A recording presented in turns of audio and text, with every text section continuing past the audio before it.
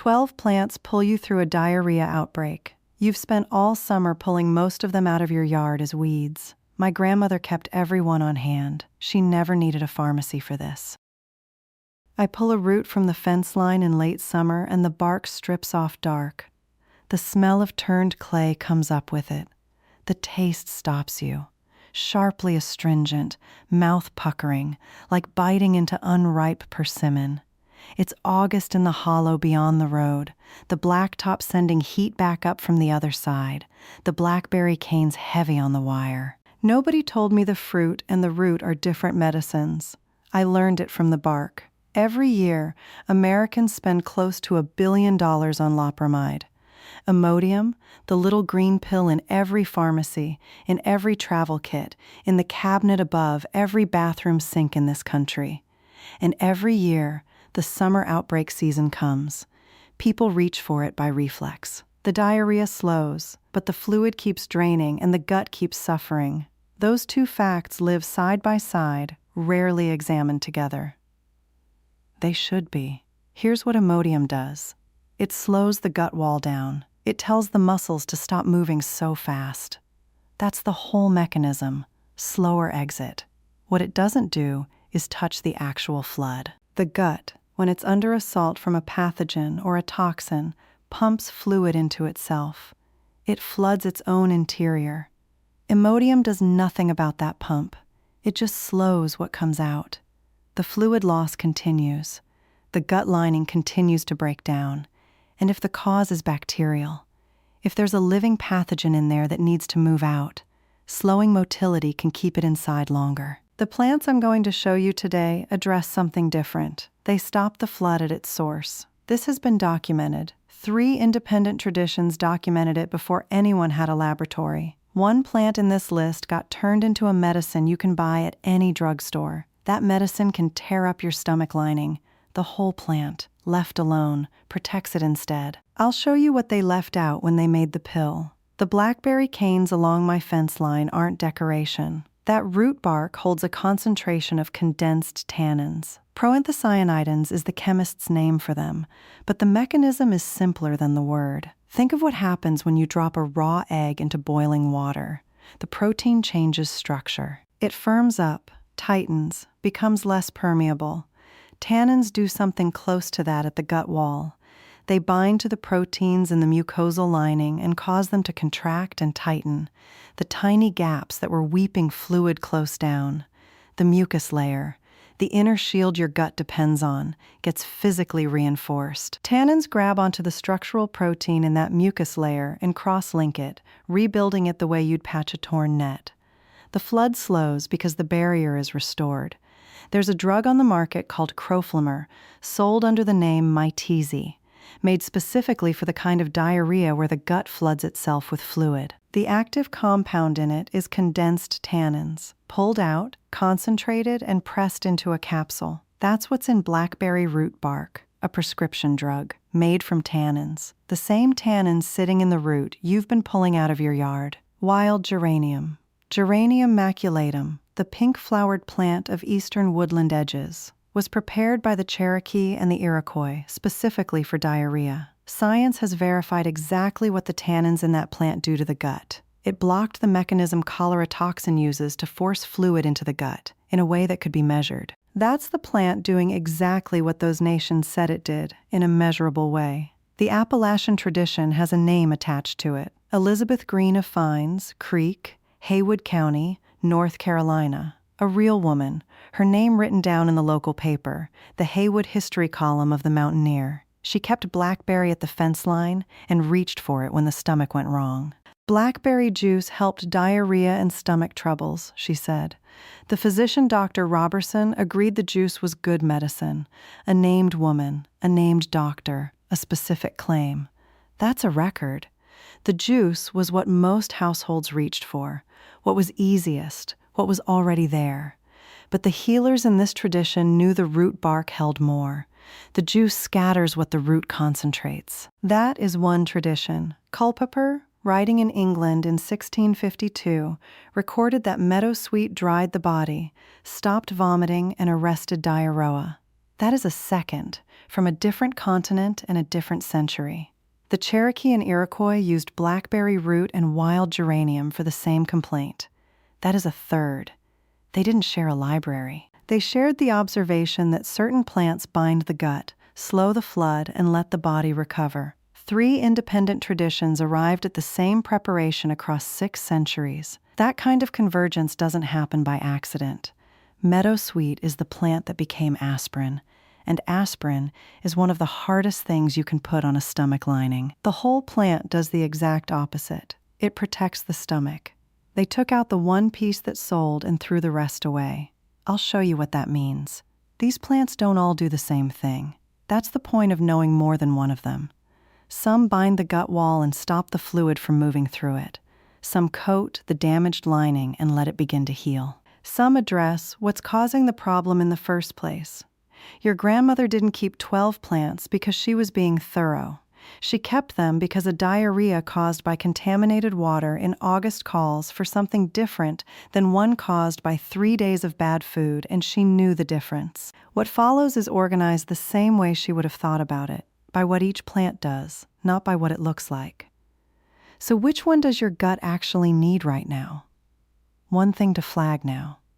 One of these plants will backfire completely if you prepare it the way your instinct tells you to, and I'm not getting to that one until the end. There's also a warning sign buried in the safety section that means you put all of this down and call a doctor instead. Keep both of those in mind as we go. Let's start with how to prepare blackberry root bark, then move through what to do with the rest. The blackberry root decoction is where you start. It's the most Appalachian authentic preparation in this whole group, and it carries the highest tannin load of anything I'll mention today. You want the root bark, not the berries, not the leaves. Elizabeth Green's households reached for the juice because it was there and the juice does work. But the root bark decoction is the traditional healer's preparation. The root bark is where the concentration lives. The solvent is water. These condensed tannins are water-soluble, and hot water pulls them out fast. You can't use oil or alcohol as your first choice here.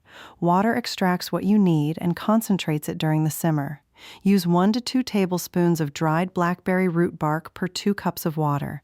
Put it in a pot uncovered. Bring it to a simmer, around 190 to 200 degrees Fahrenheit, not a rolling boil. That's the part most people get wrong. A sustained rolling boil fragments the tannin chains and produces a bitter, irritating preparation that does more harm than good. Low simmer for 20 minutes is the correct extraction. Strain it thoroughly. Root particles left in the liquid are bitter and cause their own irritation. Drink 1 cup warm 2 to 3 times a day while symptoms are active. Don't prepare more than 1 day in advance. Tannin solutions oxidize and lose potency by the next morning. The color of the liquid tells you whether it worked. It turns dark amber red, the color of strong black tea pushed darker. And when you taste a small sip, the astringency hits immediately. That mouth-puckering, drying sensation isn't a side effect. It's the confirmation. It means the tannins came out strong. If the liquid is pale or the taste is thin, the concentration is too low, and you need to start over. Elizabeth Green watched for the color. She could tell from the bark whether she had done it right before she ever tasted it. The dark strip of bark peeling away cleanly from the root. She called that the sign it was ready to use. White oak bark. Quercus alba, the one that grows in Appalachian hollows and on ridgelines throughout the eastern mountains, carries an even higher tannin load than blackberry root.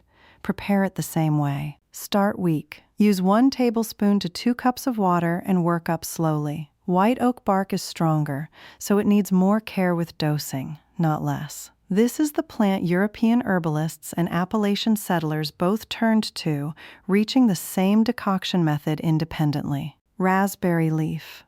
Rubus idaeus, from the same genus as blackberry, carries the same type of binding tannins as blackberry root. It's a gentler preparation, lower tannin strength than the root bark, but it works the same way. Dried leaves, water just off the boil, 10 minutes steep covered. Appropriate for children and for milder episodes when the heavier decoction is more than the body needs. Wild strawberry root. Fragaria virginiana, the small fruited native of eastern Appalachian fields and woodland edges, carries tannins alongside a mild ability to fight the infection itself. The root is the medicine, not the fruit. Decoct it the same way as blackberry root. Low simmer, 20 minutes, strained. Gentler than white oak bark on a depleted stomach, which is why Appalachian households reached for this one when treating children or the elderly. Meadowsweet requires a different approach entirely, and this is what I promise to come back to. Heat destroys the compounds that give this plant its stomach-settling effect.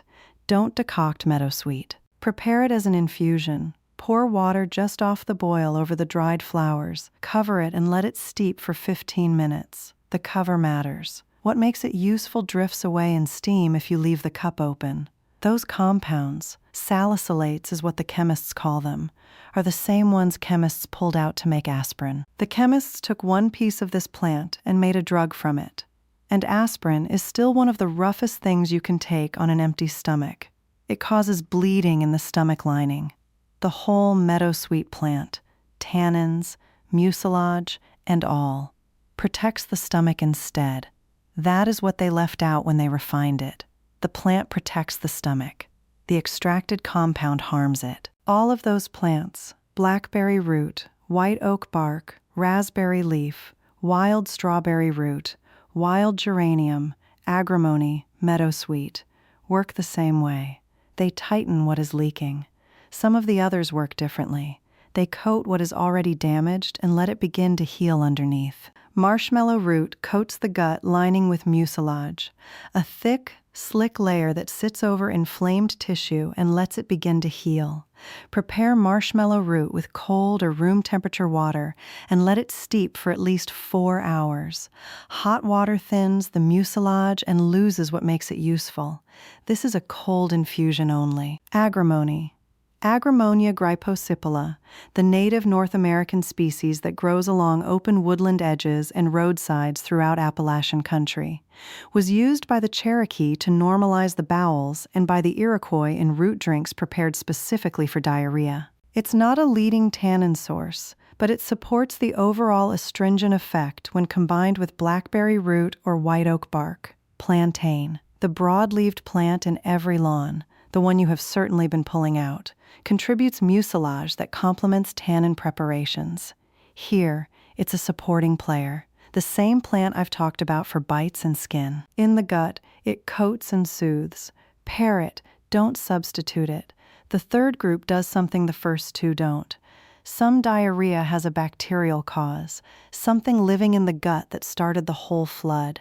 These plants fight that.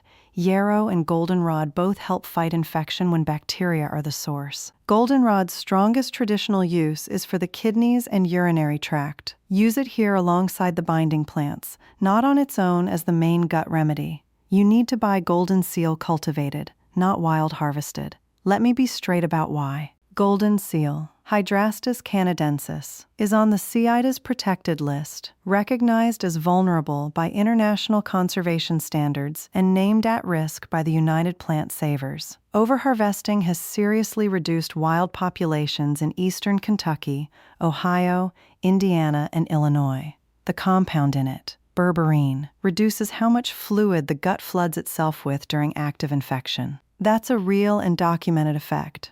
But there's a catch. The plant's wild population can't sustain more harvest pressure. Buy it cultivated or use it dried from a responsible supplier. Don't forage it. If you can't find cultivated golden seal, the blackberry root decoction stops that same flooding through a different pathway and doesn't carry the conservation burden. These plants are still growing on the fence line. What almost got lost wasn't the plant. It was knowing how to use it. Those aren't the same thing. I'll close with why that matters. I want to be clear about what this does and what it doesn't do. Most of what I share on here, my grandmother never wrote down. She just knew. Every week I put up a new one. Another plant, another preparation, another thing that almost did not make it through. If that matters to you, stick around. I would love to have you. Before you reach for any of this, how do you know it's safe for you right now? These preparations work in otherwise healthy adults. No bloody stool, no fever above 103, no signs of serious dehydration. That's where they belong. But watch for these signs. No urination for 8 hours. Dizziness that doesn't ease when you sit down. A heart rate that feels rapid at rest.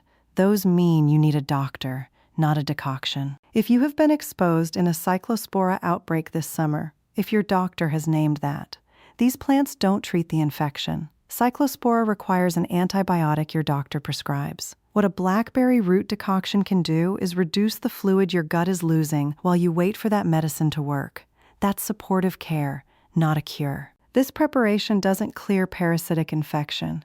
It doesn't treat bloody diarrhea. It doesn't replace rehydration when dehydration is already present. And if your symptoms don't improve in 48 hours, stop the home preparation and call someone. I mean that.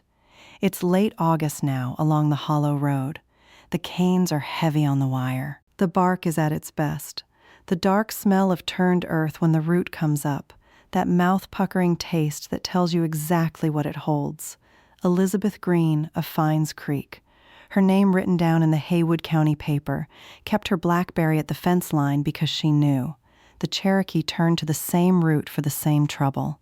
The Appalachian women who settled this hollow found it already growing here. They understood it.